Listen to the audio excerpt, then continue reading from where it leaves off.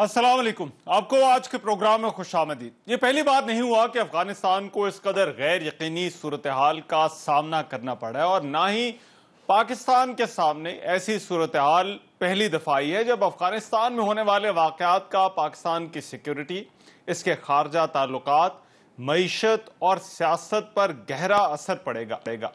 70 और 90 की दहाइयां खास तौर पर ऐसे हालात देख चुकी हैं। यह भी पहली बार नहीं हुआ कि तालिबान अफगानिस्तान के ऊपर कब्जा किए हुए हैं। आम सवाल यह है कि क्या आज के हालात, मौजूदा किरदार और वाकयात पहले जो अदवार ऐसे आए हैं उनसे मुख्तलिफ हैं या नहीं। अफगानिस्तान में खाना जंगी का आगाज उस वक्त हुआ था जब 1973 में जाहिर शाह के गैर मुल्की दौरे के दौरान दाऊद खान ने इक़्तिदार पर कब्जा करके वहां जमहूरी इस्लाहात का ऐलान किया था। 1978 में दाऊद खान को हटाकर कम्युनिस्ट हुकूमत का आगाज हुआ और यूं सोवियत यूनियन अफगानिस्तान में दाखिल हुआ। उस वक्त 1969 में गुलबदीन हिकमतयार, काजी अमीन वकार और मौलवी यूनुस ने हिज़्ब इस्लामी अफगानिस्तान की बुनियाद रखी और अमेरिका ने सोवियत यूनियन के खिलाफ उनकी हिमायत की। ये जंग 10 साल जारी रही और इस जंग में पाकिस्तान ने अमेरिका का साथ दिया और इस रिकॉर्ड मुहाजिरीन जो है वो आए। सोवियत फौजों के इनखला के बाद भी मुल्क में खाना जंगी जारी रही और फिर 1994 में जो तालिबान सामने आए थे मुल्ला उमर की क़यादत में, उन्होंने 1996 में मुल्क के बड़े हिस्से का कंट्रोल हासिल कर लिया। यूं तालिबान पहली मर्तबा काबुल पर काबिज हुए। उस वक्त पाकिस्तान ने सऊदी अरब, मुत्तहदा अरब इमारात के साथ मिलकर इस हुकूमत को तस्लीम किया था, लेकिन बाकी दुनिया ने ऐसा नहीं किया। इस चॉइस के हम पर बड़े गहरे असरात पड़े। इंसानी हकूक, खासतौर पर खवातीन के मामलात को लेकर तालिबान की इस हुकूमत पर भी तनकीद होती रही और इसे पाबंदियों का सामना करना पड़ा। अफगानिस्तान के हालात के पेश नज़र एक मरतबा फिर अफगान मुहाजिरीन की तादाद भी पाकिस्तान आई। फिर 9/11 2001 का वाक़या पेश आया और अमरीका ने इन हमलों की जिम्मेदारी उसामा बिन लादेन पर डाली, जो उस वक्त अफगानिस्तान में मौजूद। इसके खिलाफ कार्रवाई करने से इनकार पर अमेरिका ने अक्टूबर 2001 में अफगानिस्तान में अपनी कार्रवाइयों और हमलों का आगाज किया। On my orders, the United States military has begun strikes against Al-Qaeda terrorist training camps and military installations of the Taliban regime in Afghanistan. These carefully targeted actions are designed to disrupt the use of Afghanistan as a terrorist base of operations and to attack the military capability of the Taliban regime. ये हमले बिलाखिर तालिबान हुकूमत के इख्तिताम तक जारी रहे और अमरीकी अफवाज अफगानिस्तान में मौजूद रहीं। उसके बाद से लेकर अब तक इन 20 सालों में तालिबान भी बहैसियत एक फौजी कुव्वत ना सिर्फ अफगानिस्तान में मौजूद रहे, बल्कि उन्होंने अमरीकी इनखला के बाद एक मरतबा फिर से अफगानिस्तान पर तेजी के साथ कब्जा करके सबको हैरान कर दिया। काबुल एक मरतबा फिर तालिबान के पास है और पाकिस्तान को 70 और 90 की दहाई की तरह एक मरतबा फिर से इस सवाल का सामना है जो तय करेगा कि हमारे खारजा ताल्लुकात, सिक्योरिटी और मईशत क्या रुख इख्तियार करेगी। क्या आज के तालिबान 90 के तालिबान से मुख्तलिफ है? मौजूदा तालिबान ऐसे यकीन दिला रही है कि वो वाकई बदल चुके हैं और यही बात उनके तर्जुमान ने अपनी पहली प्रेस कॉन्फ्रेंस में की। Women will be afforded all their rights, whether it is in work or other activities, because women are a key part of society, and we are guaranteeing all their rights within the limits of Islam. ये बड़ा अहम मामला है और एक और अहम मामला जो पाकिस्तान के लिए है कि पाकिस्तान के लिए जो खतरात उस वक्त जो थे, क्या अब भी वही खतरात हैं? और फिर इसी तनाजुर में, इसी मवाजने के तनाजुर में क्या हालात और नताइज इस मरतबा मुख्तलिफ होंगे या नहीं? ये वो इश्यूज हैं जिन पर आज के प्रोग्राम में बात करनी है और एक बड़ा एस्टीम पैनल जो है वो आज के प्रोग्राम ने हमने बुलाया है। 3 ऐसे लोग हैं जो अफगानिस्तान के हवाले से रिपोर्टिंग करते रहे हैं, जिन्होंने 90 की दहाई भी देखी हुई है, बस सारी सूरत हाल को बड़ा क्लोजली जो है वो देखा है। फिर जो अगली 2 दहाइयाँ थी उसमें भी सूरत हाल पर नज़र रखी हुई और ये कंटिन्यूसली रिपोर्टिंग करते रहे हैं। तो आज के प्रोग्राम में इनसे हम पूछने की कोशिश करेंगे कि क्या पाकिस्तान में हालात वही हैं, पाकिस्तान के लिए हालात वही हैं जो 70 और 90 की दहाई में थे, या फिर अभी सूरत हाल मुख्तलिफ है। हसन खान साहब सीनियर जर्नलिस्ट हैं, मेरे साथ इस्लामाबाद स्टूडियोज में मौजूद हैं। बहुत शुक्रिया हसन खान साहब। अवैस तौहीद साहब वो हमें ज्वाइन कर रहे हैं, अगेन सीनियर जर्नलिस्ट। अवैस तौहीद साहब जो है वो लिंक के जरिए हमें जो है हमारे साथ मौजूद हैं। और इम्तियाज़ गुल साहब अगेन सीनियर जर्नलिस्ट। तज्जियाकार, वो भी आज के प्रोग्राम में जो है वो हमें ज्वाइन कर रहे हैं। मैं अवैस वहीद साहब आपसे इस डिस्कशन का आगाज करना चाहता हूँ। मेरा ख्याल है पहले किरदारों की बात कर लेते हैं, फिर जो पाकिस्तान के लिए चैलेंजेस हैं या पाकिस्तान के लिए सूरत हाल है उस पर बात करेंगे। एक सबसे पहली बात इस सारी बहस में जो आज हमने देखी है, जो बात अभी होती रही है, वो ये कि क्या तालिबान जो आज के तालिबान हैं वो 90 की दहाई के तालिबान से मुख्तलिफ है। मुझे मालूम है 9/11 के बाद भी आप अफगानिस्तान में मौजूद थे, वहाँ पे रिपोर्टिंग करते रहे हैं, जो 90 की दहाई में भी जो है वो इन किरदारों का आपने बड़ा क्लोजली जो है वो देखा है। क्या कोई आपको फर्क नजर आता है? फर्क है रहमान, और 2 दिहाइयों के अंदर काफी फर्क नजर आ रहा है। यानी कि 1996 में जब मैं कंधार गया तो उस वक्त हालात तो बिल्कुल डिफरेंट थे। यानी कि जिस गाड़ी में मैं गया एस्पन बुल्दिक से, जब हम कंधार की तरफ जा रहे थे तो सारी ऑडियो कैसेट्स की टेप्स और वीडियो कैसेट्स की टेप, टूटे हुए टीवी चैनल्स, ये सारे थे। चेक पोस्ट के ऊपर तालिबान के जो कमांडर्स थे उन्होंने कब्जा किया हुआ था, और वो उनको देखते ही मेरा ड्राइवर जाहिर है वो एक्सपर्ट हो गए थे कि वो म्यूजिक चलाते चलाते उसके बाद फिर जंगी तरानों की जो है वो कैसेट बदल देता था। कंधार में जब गए तो अंदाजा लगा एक शटल कॉक बुर्के के अंदर अगर कोई खातून आपको नाकाम कोशिश आने की कर रही हो तो आप अंदाजा लगा लें कि वो कर्ब की सूरत हाल क्या थी। जाहिर बात है कि खवातीन पे पाबंदियां थी, काइट फ्लाइंग, पतंग पे पाबंदी थी, इवन सॉकर पे पाबंदी थी, फुटबॉल पे। फिर जब मैं गया था शलवार कमीज में था, लेकिन ये दाढ़ी मेरी इसी तरह की थी, फ्रेंच बियर्ड उस जमाने में। तो उसको देख के जो उनके रिलीजियस पुलिस, मजहबी जो पुलिस वाले थे, वो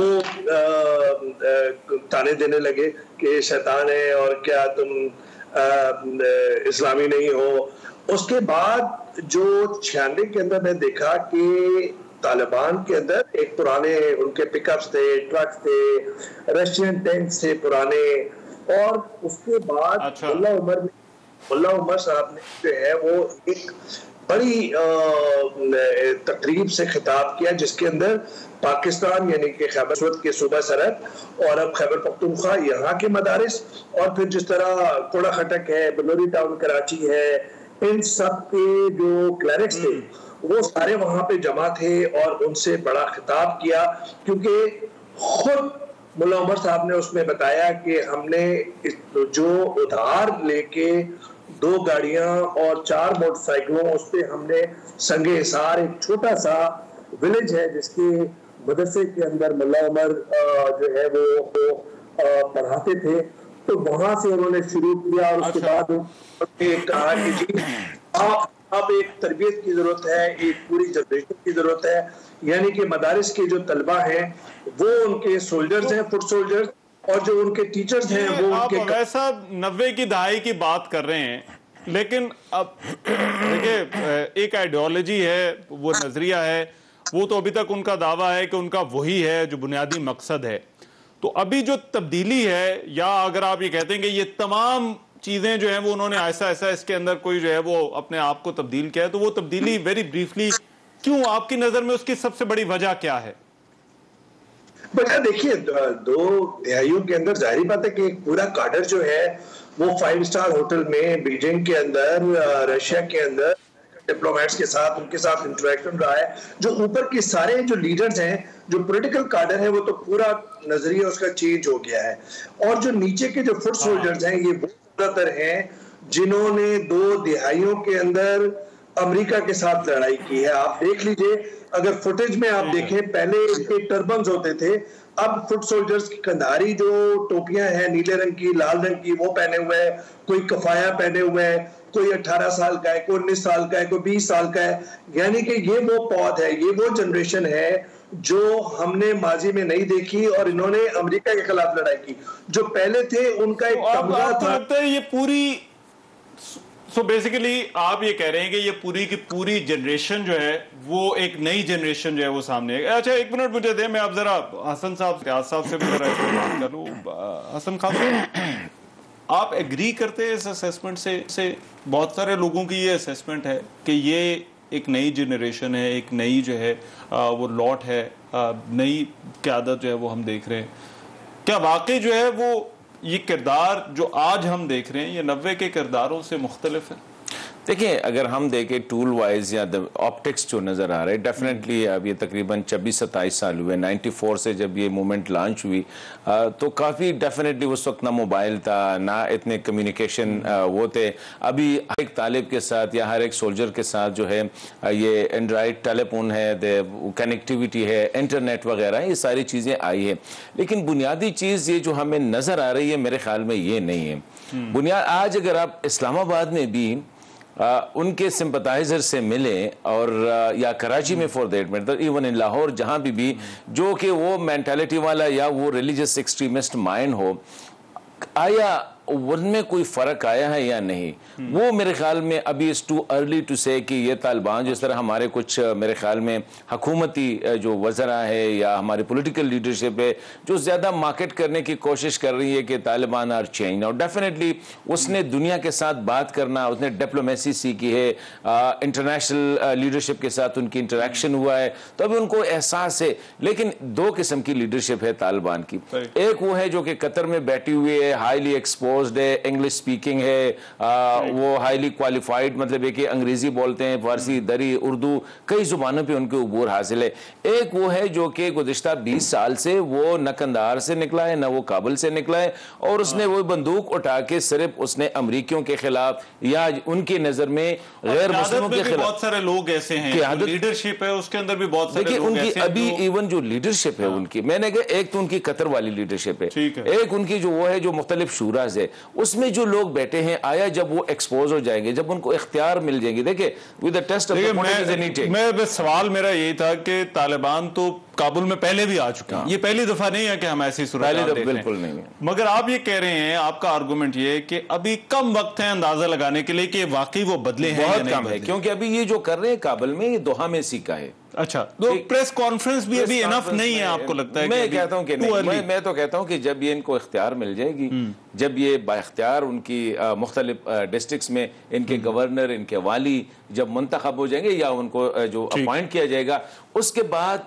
देखिए एक चीज रखी है इन लोगों ने, शरिया के मुताबिक ट्रीट करेंगे।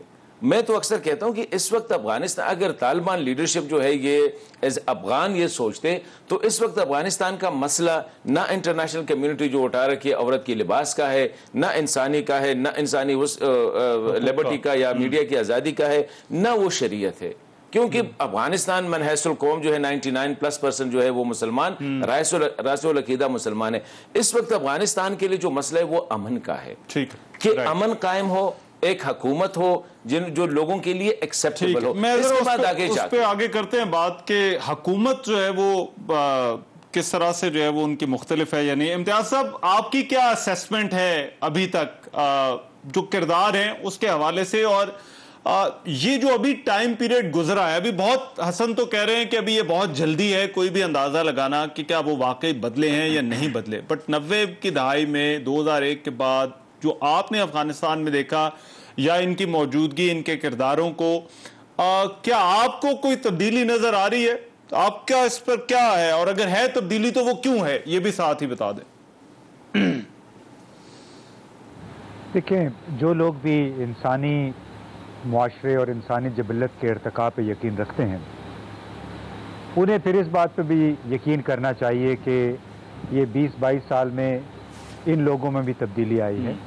ख़ास तौर पे वो लोग जो इस तहरीक के रूह रवां हैं, इस पार्टी के या तहरीक के, और जो बैरूनी लीडर्स के साथ मुसलसल राब्ते में हैं, 5-6 बरसों से मिलजुल रहे हैं।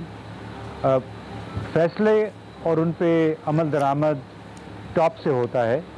फुट सोल्जर, वो लोग जो मैदान में लड़ रहे हैं, आम सिपाही, कभी वो फैसले पे असरअंदाज नहीं होता है। वो बिल्कुल ऐसे ही जैसे आर्मी में होता है कि फैसला जनरल ने, ब्रिगेडियर ने करना है और फिर बिला चूँ चरा फौजी उस पर अमल दरामद कर लेता है। तो ये हमें बिल्कुल जहन में रखना चाहिए। इंसानी मुआशरे का, सोसाइटी का एक बुनियादी खासा है तब्दीली। अब वो तब्दीली किस हद तक हुई है ये अभी हमें देखना होगा। जब इनको इख्तियार मिल जाए, हुकूमत बन जाए, जिसको ये बार बार कह रहे हैं कि हम तमाम मुआशरे के तमाम ग्रोहों को मिला के एक हुकूमत बनाएंगे, इस्लामिक इंक्लूसिव हुकूमत, उस हुकूमत को फिर देखा जाएगा, उसको परखा जाएगा उसके इक़दामात पे। अभी कुछ कहना मुश्किल है क्योंकि कहने में और करने में बहुत फ़र्क होता है। और फिर इसके अलावा हमें ये नहीं भूलना चाहिए, और ख़ास तौर पे जो बाहर भी लोग बैठे हुए हैं, कि अफ़गानिस्तान और फिर ख़ास तौर पे तालिबान जैसी मूवमेंट या पार्टी, वो बुनियादी तौर पे सबसे पहले वो कदामत पसंद पख्तून हैं जो कबाइल में बटे हुए हैं। इस्लाम तो अफ़गानिस्तान में बाद में आया था, ये उससे पहले कबाइल थे। वो माइंडसेट जो है, वो एक जहनीत जो है, वो तो अभी भी उधर ही है। आपको ये तसव्वुर कर ले कि 20 साल में एक कबायली माइंडसेट तब्दील हो जाए, वो तो हमारे मुल्क में कबायली माइंडसेट तब्दील हुआ, इस्लामाबाद में बैठ के लोग कबायली। वो लीडरशिप थी जी इम्तियाज साहब, एक वो लीडरशिप थी मुल्ला उमर जब अमीर थे और उनके नीचे जो लोग थे, जब इन्होंने पहली बार काबुल को टेक ओवर किया, जो पहली बार काबुल का टेक ओवर था, और अब जो टेक ओवर है, और अब जो ऊपर क़यादत है और उनके नीचे जो 7 जो लोग हैं, जो सेकंड टियर लीडरशिप जिसको कह लें, क्या उसमें कोई फ़र्क आपको नज़र आता है 96 वर्सेस ये 2021? देखिए फ़र्क तो बहुत है। उस वक्त शिमाल के काफ़ी सारे इलाके उनके कंट्रोल से बाहर थे। इस वक्त तो ये पहली मरतबा है कि तकरीबन 100% अफ़गानिस्तान इनके कब्ज़े में है। भले उन गोली बहुत कम चली है क्योंकि उसका बुनियादी फैक्टर ये था कि तमाम लोग जंग से तंग आए हुए थे। फिर वो लोग जो कि अभी इस वक्त इक़्तिदार की शराकत इक़्तिदार की गुफ्तगू में शामिल है तालिबान के साथ, उन्होंने भी मेरा ख्याल है उसमें किरदार अदा किया। अपने कमांडरों को, गवर्नरों को, जहाँ जहाँ उनका बस चलता था, मैसेज ये किया कि हमें मज़ीद लड़ाई नहीं करनी चाहिए और मिल मिला के कुछ शराकत के साथ तालिबान के हवाले कर दे, और उसके बाद अगला मरहला देखा जाएगा। और वो मरहला अभी इस वक्त जारी है। उस वक्त रहमान, हम चूँकि हमने खुद उनको सफ़र किया, उस वक्त उनका इस्लाम दाढ़ी था, दाढ़ी से शुरू होता था, दाढ़ी पे ख़त्म होता था। और ख़ुद 2 दफ़ा मुझे उनकी जो वाइस एंड वर्च्यू एक पुलिस थी, उन्होंने 2 दफ़ा गिरफ़्तार किया कि आपकी दाढ़ी क्यों नहीं है, क्योंकि मैंने उसको कह दिया था कि दाढ़ी एक मुतनाज़ मसला है। इसी तरह उस वक्त जो हम इंटरकॉन्टिनेंटल में रहते थे, और कई ऐसे वाक़यात थे कि सिर्फ दाढ़ी की वजह से ये लोगों को घेर लेते थे, फ़ोटोग्राफ़ी की वजह से। एक दफ़ा हम कहीं मुल्ला उमर के घर के करीब तो नहीं था, अभी कोई 200-300 मीटर दूर था, वहाँ पहुँचे। हमारे पास चूँकि कैमरे थे कंधार में, तो हमें आके उनकी पुलिस ने गिरफ्तार कर लिया कि आप मुल्ला उमर के घर की अक्कासी कर रहे हैं, फिल्मिंग कर रहे हैं। तो वो अभी तो देखिए बिल्कुल काया पलटी हुई है कि सबके पास, जैसे हसन ने भी कहा, मोबाइल भी हैं। वो खुद ख़वातीन को अभी उन्होंने मैसेज भी ये दिया है कि बाकायदा वो अपनी काबीना में ख़वातीन को भी शामिल करेंगे, उनको ओहदे भी देंगे। अगर ये तब्दीली नहीं है तो फिर क्या है? अच्छा ठीक है, बट मैं अवैध साहब वेरी ब्रीफली एक जो क्वेश्चन इसके साथ पूछा जाता है वो ये कि उस वक्त थोड़ी बहुत रेजिस्टेंस थी, जो भी गवर्नमेंट थी, पर रब्बानी साहब जो है वो वहाँ पर थे, चाहे वो ट्राइबल लेवल पे थे जिस तरह से, बट इस दफ़ा तो बिल्कुल ही जो रेजिस्टेंस का हमने लेवल देखा वो इस कदर कम था कि दिनों में ये सब कुछ हो गया। ये आप किस तरह से, क्या एनवायरनमेंट, कहा तो ये जा रहा था कि इतने साल लगाए हैं को फौज को जो है वो अमेरिका ने खड़ा करने की कोशिश की है, तो शायद इस मरतबा ये ज्यादा होता, थोड़ी रेजिस्टेंस ज्यादा होती। देखिए, जो अफगान आर्मी है उसके कमजोर होने का या उसका पसपा होने का या बिल्कुल डिसॉल्व होने का, कोलैप्स होने का, वो दूसरे उसके रीजंस हैं। लेकिन जो रेजिस्टेंस की बात कर रहे हैं, देखिए माजी के अंदर सारी प्रॉक्सी वॉर रही है, अफगानिस्तान के अंदर जो बैटलफील्ड रही है, तो ये जो सेंट्रल एशियन स्टेट्स के साथ जो अभी आपके लगते हैं, जैसे फॉर एग्जाम्पल ईरान के साथ लगता है, तुर्कमेनिस्तान के साथ लगता है, तो उज्बेकिस्तान के साथ मजार शरीफ लगता है, तो रशीद दोस्तम हमेशा भाग जाते हैं। ये अब वहां से क्या इन्हें सपोर्ट मिलेगी? मुश्किल काम है कि इनको अभी मिलेगी। वैसे correct me if I am wrong, उस वक्त जो सिविल वॉर की कैफियत थी उसमें कहीं ना कहीं जो लोकल वॉरलॉर्ड से इन्होंने रेजिस्टेंस दी थी इनके टेक ओवर को, लेकिन अभी तो बिल्कुल वो चीज देखने को ही नहीं मिली। नहीं, मैं आपको वही तो बता रहा हूँ उसकी रीजनिंग कि उस वक्त पैसा है, आपको आर्म्स मिलते हैं।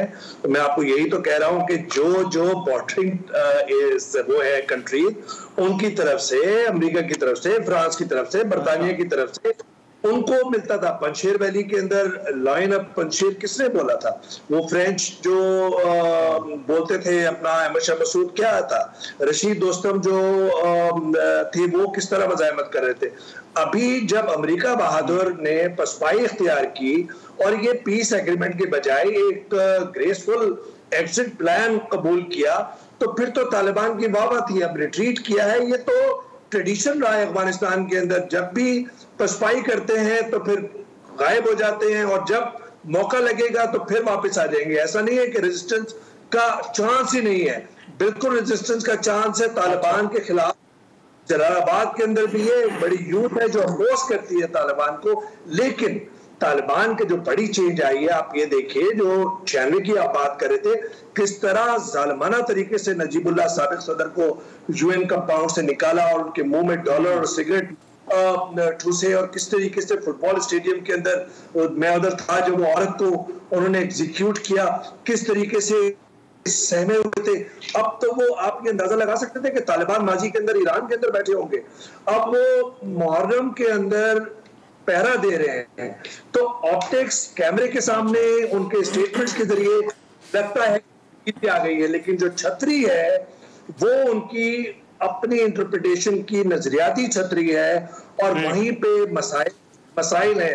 दो मसाइल है रहमान, एक तो उनके नजरियात, अगर देखें, अगर उनका पॉलिटिकल फेस डोमिनेट नहीं करता उनकी मिलिट्री इंस्पिरेशन से, तो फिर इसका मतलब है कि ये मुश्किलात है। दूसरा ये कि अगर वो नजरियात के अंदर, उस छतरी के अंदर कारज़ई या फिर अब्दुल्ला क्यों बैठेंगे? क्योंकि वो कहते हैं कि वजारत जो मेरी बात, दिफा, खारजा, दाखिला, शूरा का सदर जो बनेगा और वहां पे इलेक्शन नहीं होगा, तो वो एक इमारत इस्लामी खड़ी कर रहे हैं, उसके अंदर ये ठीक है। मैं सर वैसा एक ब्रेक लेनी है, मगर ब्रेक के बाद मैं चाहूंगा जरा डिस्कशन को हम ये देखें कि क्या हमारे लिए जो है वो 70 और 90 से जो है वो ये मुख्तलिफ हालात हैं, हमारे लिए अगर हालात मुख्तलिफ हैं तो उसमें क्या नए चैलेंजेस हैं? क्योंकि बहुत सारे लोगों का अभी भी ये मानना है कि ऐसा लगता है कि तारीख अपने आप को एक मरतबा फिर से दोहरा रही है। क्या वाकई ऐसा है? नहीं, इस ब्रेक के बाद डिस्कस करते हैं। ब्रेक के बाद प्रोग्राम में एक मरतबा फिर से खुशामदीद। ब्रेक पर जाने से पहले हमने बात की कि ये जो अफगानिस्तान में जो कुछ हो रहा है, इसके किरदार पहले से किस कदर मुख्तलिफ है। 70 और 90 की जो दहाई की हम बात करते हैं, अब जरा बात कर लेते हैं कि पाकिस्तान के लिए जो हालात हैं क्या वो बदले हैं, या पाकिस्तान एक मरतबा फिर से अपने आप को उसी सूरत हाल में पा रहा है जहां से हम पहले 2 दफा गुजर चुके हैं। इम्तियाज साहब, एक चीज जो कि पाकिस्तान के लिए बड़ी अहम है, और मेरी नज़र में वो 70 से और 9/11 के बाद जो सूरत हाल हुई उससे मुख्तलिफ है, वो है अमेरिका और पाकिस्तान के ताल्लुकात। उस वक्त हम अमेरिका के साथ पार्टनर बने दोनों मरतबा। इस मरतबा पाकिस्तान अमेरिका की वो आइडियल सिचुएशन नहीं है। आपको लगता है कि ये इस सारी सूरत हाल पर जो है वो असर डालेगी, और ख़ास तौर पर जो हमारी मईशत से मुतालिक सवालात? मेरा ख्याल है कि पाकिस्तान पे काफ़ी दबाव आएगा, और उसकी सबसे बड़ी वजह पाकिस्तान की चीन के साथ शराकतदारी है, बेल्ट एंड रोड इनिशिएटिव के नीचे सीपैक की सूरत में। और दूसरी उसकी बड़ी वजह अमेरिका और भारत की शराकत है इस इलाके से मुताल्लिक। और ख़ुद अमेरिकी सदर जो बाइडन ने चीन को अपना चैलेंज नंबर 1 करार दे रखा है, और उनकी तरफ से गुज़श्ता 5-6 बरसों के दौरान जो पैगामात आते रहे हैं, चाहे वो एलिस वेल्स थी, चाहे वो हिलरी क्लिंटन थी, जो जितने भी लोगों को आप देख रहे हैं, इनके वज़राए ख़ारजा रहे, एडवाइज़र रहे, वो बार बार ये कहते थे कि चीन के साथ शराकतदारी पाकिस्तान की कोई ट्रांसपेरेंट नहीं है। और अब चूँकि उन्होंने जो 14 अप्रैल को तकरीर की थी जो बाइडन ने, उन्होंने कहा था कि हमारा सबसे बड़ा चैलेंज इस वक्त चीन है। तो लिहाजा इस तमाम को अगर सामने रखें तो ऐसे लगता है कि पाकिस्तान को चीन से दूर करने के लिए अमेरिका जो बैनुल-अक़वामी मालियाती इदारे हैं जैसे वर्ल्ड बैंक है, IMF है और एशियन डेवलपमेंट बैंक है, उनको इस्तेमाल करेगा। फिर पाकिस्तान के लिए जो ग्रांट्स या इमदाद वगैरह आती है उसको इस्तेमाल करेगा, पाकिस्तान को मजबूर करने के लिए। आप अगर इसका मुवाजना 70s या 90s या पोस्ट 9/11 से अगर आप करें तो आपको एक नया एनवायरनमेंट नजर आ रहा है, ये एक नया चैलेंज है पाकिस्तान के लिए।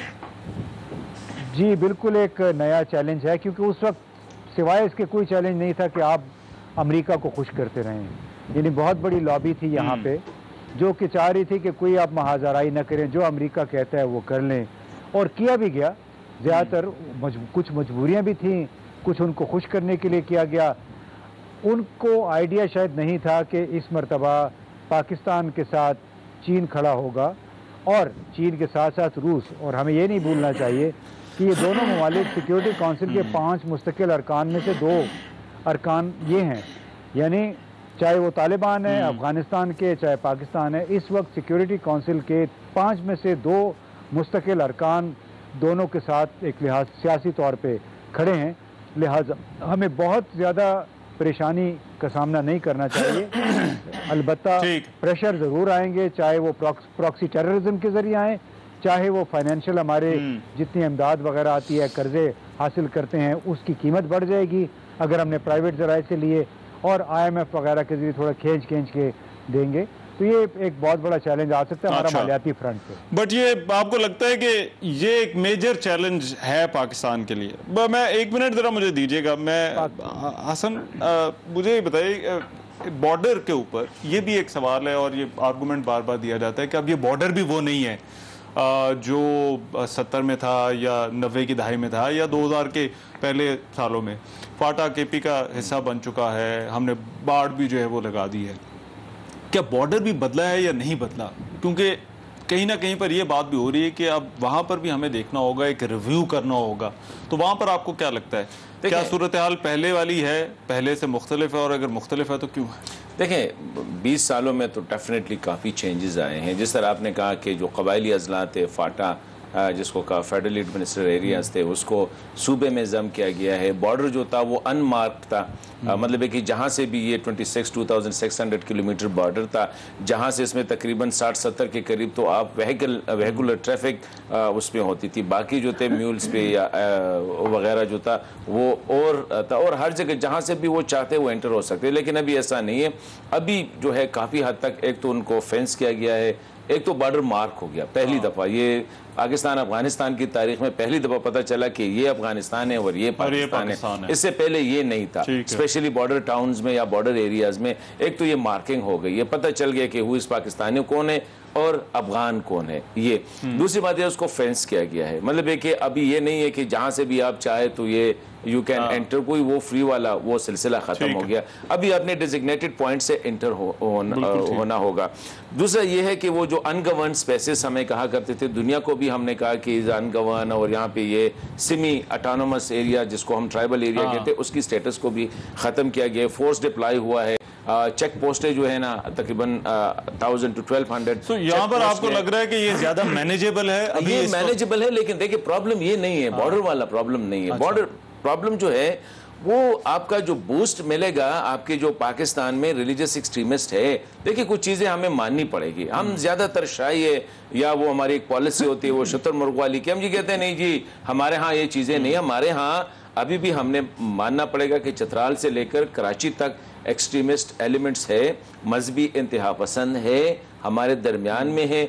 अभी अगर उनको कंट्रोल किया गया है किसी न किसी हद तक, वहाँ अफगानिस्तान में जो ये नया फिनोमेना आया कि मजहबी ग्रुप ने न सिर्फ दुनिया के सुपर पावर को बल्कि कई ताकतों को, मतलब है कि पूरा नाटो के 130,000 ट्रूप्स उनको शिकस्त दी है। अभी आप देखें कि इनका कितना साइकोलॉजिकल इम्पैक्ट होगा। नंबर 1, अभी नेक्स्ट ईयर आप अगर आपने इलेक्शन में जाना है तो आपकी जो मजहबी सियासी पार्टियां हैं, मैं आज से कह रहा हूं कि दे विल कैश इट। तो आपको लगता है कि KP या ये जो इलाके हैं यहाँ मैं तो कहता हूं कि KP में खैबर पख्तूनख्वा के साथ जो जम डिस्ट्रिक्ट है, बलूचिस्तान में, हो सकता है कि रेस्ट ऑफ पाकिस्तान में भी इसका इम्पैक्ट होगा।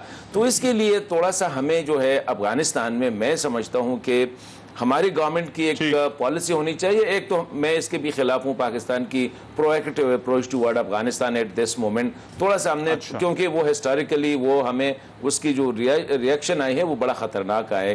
थोड़ा सा एक इंगेजमेंट होनी चाहिए रीजनल ममालिक के साथ, और ये जो स्पेशली SCO शंघाई कोऑपरेशन से इनके साथ इंगेज करके अगर कलेक्टिवली कोई ऐसे एफर्ट्स की जाए। बट अभी तो हम देख रहे हैं हसन, बहुत रीजन के जो ममालिक हैं वो तो बहुत ज्यादा इन्वॉल्व है। मिसाल के तौर पर हमने चीन को इससे पहले अफगानिस्तान के मामलात में इन्वॉल्व होते नहीं था देखा, हमने रूस को अफगानिस्तान के मामलात में, वो पहले तो था मगर 9/11 के बाद जो है वो रूस की तरफ से भी इन्वॉल्वमेंट नहीं थी।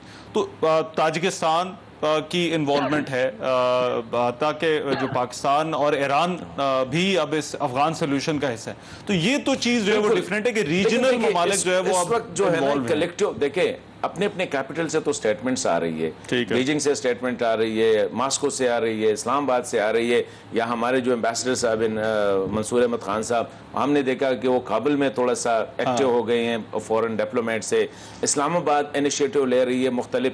मैं कहता हूँ कि हमें इस वक्त क्यों, देखे ये अफगानिस्तान का 3rd या 4th फेज होगा कि 89 में जो हुआ उसके बाद जो हुआ था वो हमने भुगता, 2001 में जो हुआ उसके बाद जो हुआ वो हमने भुगता, अभी गॉड फॉरबिड 2021 पाकिस्तान के खारजा ताल्लुकात हो, पाकिस्तान की मैशत हो, उस पर असर तो जरूर पड़ता है अफगानिस्तान में।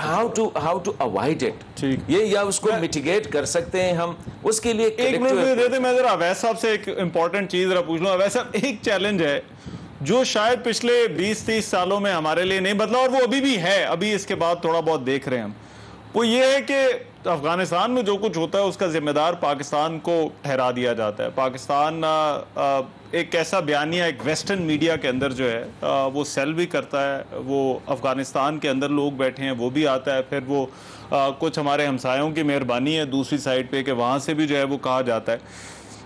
ये 90 वाला बयानिया जो है ये अभी तक जो है वो क्यों चल रहा है कि हमारा कोई तालिबान के ऊपर जो है बहुत ज़्यादा असर और रसूख है या हम उनको कंट्रोल करते हैं? इसके पीछे आपको क्या वजह है, या आपको लगता है कि अभी सिचुएशन जो है वो डिफरेंट है? आपकी नज़र में क्या है? गलतियों का बोझ तो कंधों पे है और रहेगा, और लेकिन इस वक्त 9/11 के बाद से और अब तक 2 दिहाइयों के अंदर ये 2.3 ट्रिलियन खर्च किया है। वहां पे 42 वेस्टर्न ममालिक थे, अमेरिका था, तो इन्होंने कौन सी कंस्ट्रक्शन की है और कौन से हामिद करजई जो है वो 2 दफा सदर रहे हैं, 2 दफा अशरफ गनी साहब मुंतखब हुए, तो इनसे पूछा जाए, इनकी अकाउंटेबिलिटी की जाए और उन सारे वेस्टर्न 42 ममालिक की जाए। पाकिस्तान का होगी कोई गलती, लेकिन क्या मतलब स्केपगोट बनाएंगे आप? अभी भी खतरा है रहमान कि जो इस वक्त एम्बैरेसमेंट हो रही है, ह्यूमिलिएशन का सामना है जो बाइडेन को, वो खुद वहां की प्रेस उनके खिलाफ काफी हॉस्टाइल हुई है, अफगान उनके खिलाफ हॉस्टाइल हुए हैं कि आपने किस तरह अबैंडन किया है, लोग जहाज से गिर गए, वो फुटबॉल का यंग प्लेयर जो है वो फिजा से गिर गया यूएस के एयरपोर्ट के प्लेन से। तो उसके अंदर पाकिस्तान के ऊपर जाहिर बात है कि जो फैटक और जो इम्तियाज बात करे थे उनसे अलग मैं बात कर रहा हूँ कि स्टेट बोर्ड बनने का बिल्कुल है। इसी वजह से पाकिस्तान जो है बहुत ही एहतियात से आगे कदम बढ़ा रहा है या बढ़ाना चाहिए उसको। देखिए तल हकीकत क्या है, हकीकत ये है, तो आप ये कह रहे हैं कि ये चैलेंज तो हमारे लिए अभी भी है कि ये इल्जाम तराशी से हमने कैसे बचना है, ये चैलेंज तो सेम है 90 वाला। बिल्कुल बिल्कुल। देखिए तल्ख हकीकत यह है कि इस वक्त तालिबान वहां पे है, लेकिन हमने 20 साल के अंदर हॉस्टाइल एक रजीम वहां पे काबुल में देखी है, तो हम तो तस्लीम करेंगे तालिबान को अगर वो इंक्लूसिव गवर्नमेंट बनाएंगे। और मुझे ऐसा लगता है कि ईरान, रशिया, चाइना, टर्की और उसके बाद पाकिस्तान और फिर हम ब्रिटेन वगैरह देखेंगे कि वो उन्हें रिकग्नाइज करेंगे अगर तालिबान ने अपने कार्ड्स प्ले सही किए। देखिए पाकिस्तान के जो इंटरेस्ट है मेन 3-4 है, वो ये है कि पाकिस्तानी तालिबान जो है जो अच्छा वैसा एक जरा ब्रेक के बाद कर ले, ये मैं यहीं से जरा कंटिन्यू करूंगा। ये एक मतलब से तो वैसा नहीं होगा कि अफगानिस्तान के अंदर जो है वो तालिबान कुछ करेंगे तो उसका इल्जाम जो है वो बार बार जो है वो पाकिस्तान को बाहर का जो मीडिया वो ठहराता रहेगा। मुझे पता है हसन भी बात करना चाह रहे हैं, ब्रेक के बाद जरा कर लें। ब्रेक के बाद में अवैध साहब और फिर हसन साहब से पूछते हैं। ब्रेक के बाद प्रोग्राम में एक मरतबा फिर से खुशामदीद जी। अवैस साहब, आप बात कर रहे थे और वो बता रहे थे कि क्या अवामिल हैं जो आने वाले दिनों में पाकिस्तान के लिए अहम होंगे। देखिए, पाकिस्तान के लिए रहमान, एक तो पाकिस्तानी तालिबान जो अफगानिस्तान सॉइल इस्तेमाल कर रहे थे और इंडियस रॉ का एक बड़ा ऑब्वियस नेक्सस था और हॉस्टाइल हमारे खिलाफ, उनको न्यूट्रलाइज कैसे करते हैं। अब देखिए, वो एक ट्रिकी बात होगी कि क्योंकि वज़ीरिस्तान के अंदर हमारा ये तजर्बा रहा कि 4 रोज वो पाकिस्तान फौज के खिलाफ लड़ रहे होते थे पाकिस्तानी तालिबान, और 3 दिन जो है वो अफगान तालिबान के साथ यूएस लेड कोalition फोर्सेस के साथ लड़ रहे होते थे। कहने का मकसद ये है कि एक ही नजरियाती बॉन्डिंग है उनकी, तो किस तरीके से अलहदा करेंगे तालिबान, तो हमें एक ये उनसे दूसरा हमें चाहिए बलोच इंसर्जेंट्स का कि बलोच इंसर्जेंट्स जो कंधार काउंसलेट के अंदर या हेलमंद काउंसलेट के अंदर इंडियंस ने पनाह दी हुई थी या इंडियंस एक नेक्सस के साथ थे, उनका क्या मुस्तकबिल होगा अफगान तालिबान के रूल के। तीसरा हमारा उनके साथ ये होगा जो मुस्तकबिल के अंदर होगा, वो होगा मुझे लगता है कि मैं गलत हूँ ड्यूरेंट लाइन का। देखिए, जितने भी ममालिक हैं उनके कोई ना कोई इंटरेस्ट है। चाइना का उगर्स और ETIM के साथ है, सिंकियांग प्रोविंस का मसला है। रशिया का जो है वो कहते हैं कि उज्बेकिस्तान इस्लामिक मूवमेंट या दाइश उनके बॉर्डर्स पे नहीं आनी चाहिए, सेंट्रल एशियन। अमेरिका का ये है कि अलकायदा से आप नाता तोड़ें और इस सरजमीन को किसी भी किस्म के टेररिज्म के लिए ना आप इस्तेमाल करना दें। तो इसका मतलब ये है कि तालिबान ने जो जमानतें दी हैं वो भी सूली पे जाहिर बात है उनकी भी एक ट्रायल है। तो it's going to be a really testing time for Taliban and for us as well. हम पेशेंस के साथ हम ये समझते हैं कि उन हॉस्टाइल रिजीम से कहीं ना कहीं ये वाली रिजीम जो है, अच्छा अब उन्होंने ऐलान तो किया है, लेकिन असल चीज फिर वो आ जाती है कि वो देखना होगा कि कितना अमल दरामद उसके ऊपर होता है। अच्छा, वेरी क्विकली हसन, एक चीज जो कि मुहाजिरीन के हवाले से कुछ बात कहीं ना कहीं पर हो रही थी, वो ये कि अभी तक तो कोई नहीं है, बट काबुल से जिस तरह से लोग निकलना चाह रहे हैं, और दूसरा उसमें सबसे बड़ा फैक्टर है कि अफगानिस्तान में जो बॉर्डर के करीब एरियाज हैं और बल्कि शहरों में भी जो लोग रहते हैं, उनमें से बेशतर ने पाकिस्तान में हिस्सा भी गुजारा हुआ है, रिश्तेदार भी उनके हैं। तो क्या आप अभी भी एक्सपेक्ट कर रहे हैं कि बावजूद इसके कि फेंस है और ये सारी चीज़ें, हम उन्हें बॉर्डर के दूसरी तरफ रखना चाहते हैं, इसके बावजूद लोग आएंगे? देखिए, ये क्रूशल सवाल है, लेकिन इससे थोड़ा सा वो पाकिस्तान को जो है, मैं अक्सर वो शेर है पंजाबी का कि कुछ शेर दे लोग जालिम संग, ये कुछ सानू मरंदा शौक सी, वो वाली पंजाबी का एक शेर है। देखिए, अगर हम देखें, मैं कहता हूँ चौथा फेज है पाकिस्तान। जब तालिबान से हमारे ज्यादा जो लाडले थे वो मुजाहिदीन थे, लेकिन जब मुजाहिदीन की हुकूमत आई तो सिचुएशन क्या थी उस वक्त 89 में भी हमने ना वर्ल्ड वाइड वो जो टूर के हमारे लीडरशिप को ये था कि हम लीड लेने की वो कोशिश कर रहे थे। इसके बाद 2001 में भी, अभी भी मैं जो कहता हूं कि इस वक्त हमें इतना आगे नहीं जाना चाहिए, वरना मुझे जो नजर आ रहा है कि failure is written on the wall. मैं यकीनी जो सिचुएशन 4-5 दिन बल्कि 6 दिनों से जो अफगानिस्तान को हम ऑब्जर्व कर रहे हैं, इस तरह नहीं है जो कुछ मीडिया हाउसेज या कुछ लोग ऐसे प्रेजेंट कर रहे हैं जैसे कि एवरीथिंग इज हॉन्की डोरी देयर। अच्छा, बट आपका कहना है थोड़ा एहतियात के साथ, मैं थोड़ा नहीं, बहुत एहतियात। अब जरा वो मुहाजिरीन वाली चीज पर, मुहाजिरीन वाला मसला इस वक्त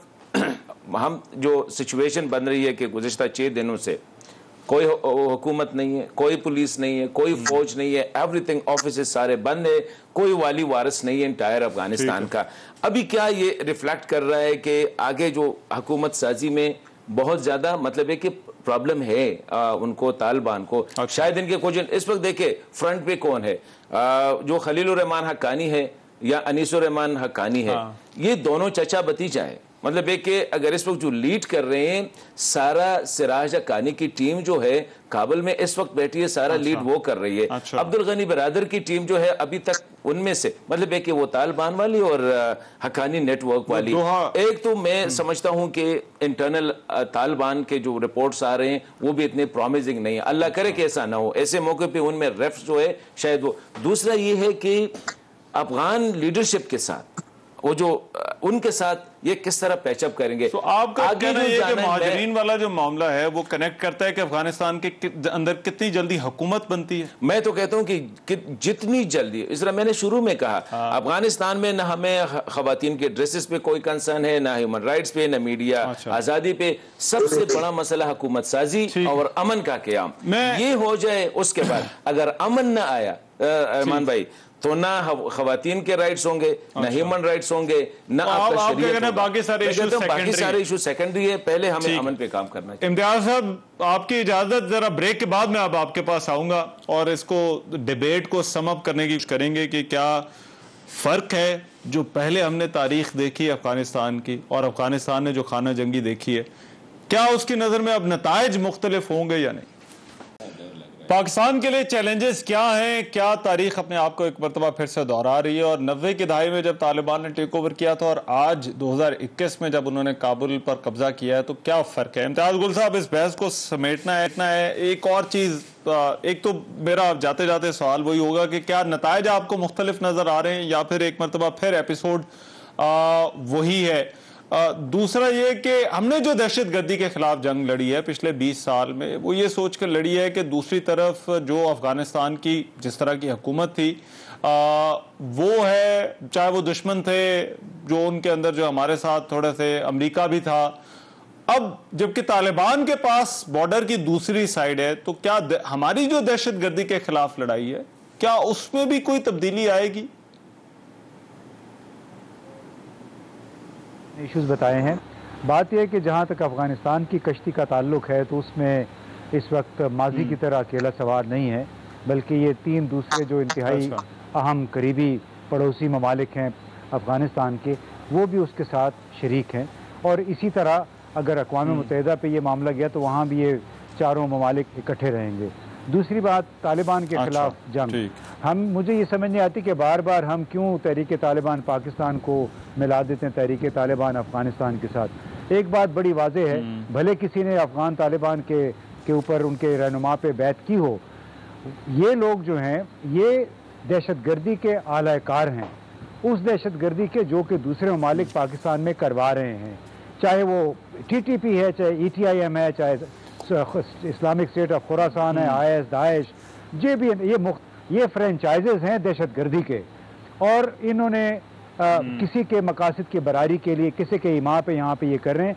उसके खिलाफ पाकिस्तान ने जो जंग लड़ी है गुज़िश्ता ख़ास तौर पे 6 बरसों के दौरान, उसकी कहीं पे मिसाल नहीं मिलती है। बड़ी मुश्किल से जानें भी गंवाई हैं, आम शहरी भी गए, फौजी भी गए, पुलिस वाले भी बेचारे शहीद हुए।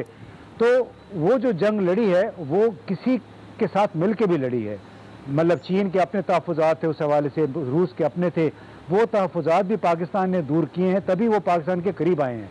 लिहाजा वो एक बड़ा सबक है बाकी मुल्कों के लिए भी। और मैं नहीं समझता कि इतनी डेस्परेट सूरत हाल है। अलबत्ता पाकिस्तान के अंदर ये हमें तालिबान, अफ़गान तालिबान को ये जो हीरो बना के और शादियाने बजा रहे हैं, ये हमें नहीं करना चाहिए। हमें उनकी तर्जुमानी नहीं करनी चाहिए, बल्कि इंतज़ार करना चाहिए उनके आमाल का, उनके इक़दामात का, कि अपने ऐलानात के बाद वो असल अमल दरामद कितना कर पाते हैं और कितनी वो इंक्लूसिव गवर्नमेंट बना पाते हैं। ठीक है। अवैध साहब, फाइनल कमेंट, नताइज, एक तो अफगानिस्तान के अंदर इन हालात को सामने रखते हुए, और दूसरा फिर पाकिस्तान की जो दहशतगर्दी के खिलाफ लड़ाई है, क्या वो एक नए फेज में जाएगी? देखिए, बहुत कुछ डिपेंड करेगा। अफगानिस्तान में तब्दीली तो बहुत आएगी। इस वक्त इंटरनेशनल कम्युनिटी का फॉरेन इंटरवेंशन का या इन्वेजन का अफगानिस्तान पे, अब उनकी जो मॉरल एक वो था ना, वो खत्म हो गया कि जी हम अफगानिस्तान में अगर कोई बात होगी तो हम वहां पे हमला कर देंगे, वो नहीं होगा।